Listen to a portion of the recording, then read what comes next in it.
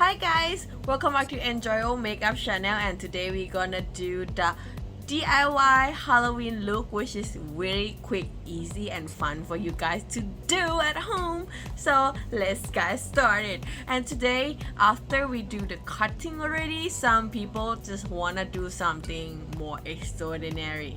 So how about paint some metal on it? If you want to do the thread one, I also can help you guys do it. It is very quick, very nice and very fun. Let's go.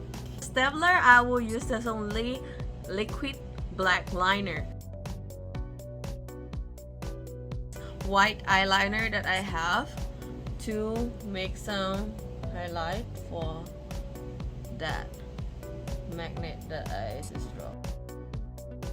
Get some stapler on your face, or if you guys want to have some thread on the face, let's come closer and see how to do it. The thread and scissor like this,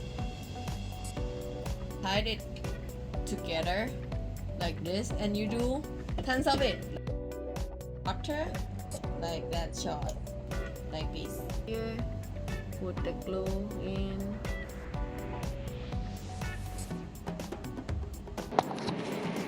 You want to add more craziness, guys, just add more blood. The fresh.